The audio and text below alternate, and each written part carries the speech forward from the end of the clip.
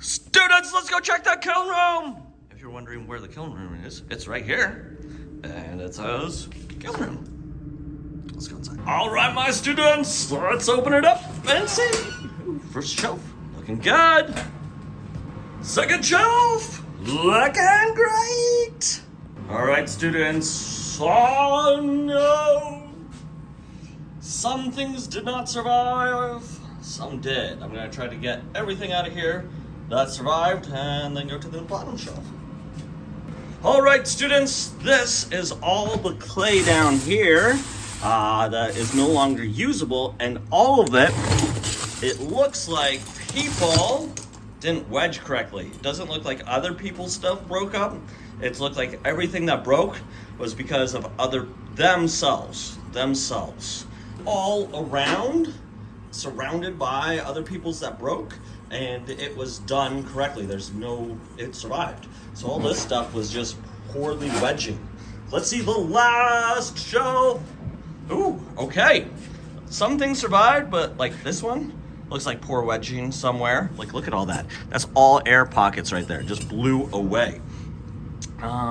Looks like all these things were done correctly, hopefully. All right, students, as I'm looking at this, there are some things that we can learn from. Yes, things didn't go right, but we can always learn from mistakes. Anything that's wrong, we can fix it again. This is what being a human is. We never give up on our persistence of conquering what we want to accomplish in life. So let's look at some things. First off, this one, there's an air pocket here. Air pocket here. They didn't wedge enough, or they wedged and there was some air in it and just blew out. Remember, you're wedging 30 times, pushing all the way down. Here, on this face part, they had slipped and scored this on. You can see the score marks right here. They just didn't push it down firmly, and that allowed air to get here, and it just blew out. So, this person needs to do better at wedging. This person's mug, it was put together, but look at all these air pockets.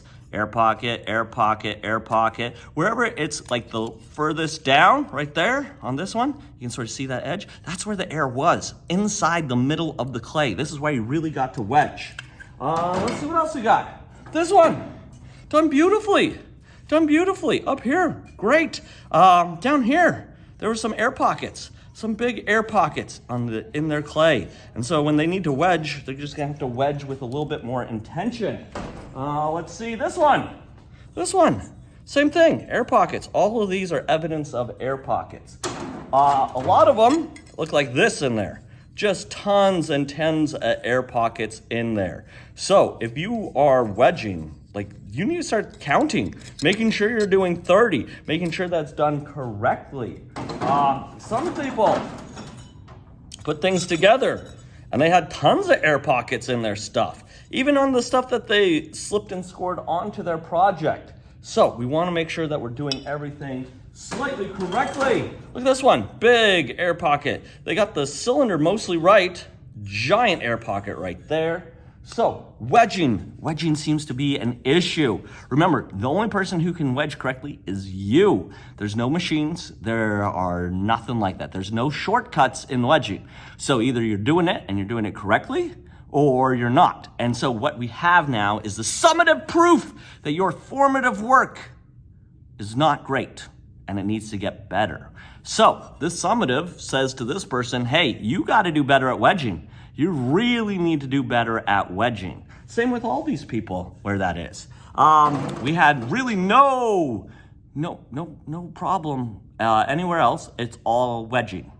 So this is your message. This is your sign. This is a message just for you. If your project did not survive the kiln, you gotta wedge better. You gotta wedge better.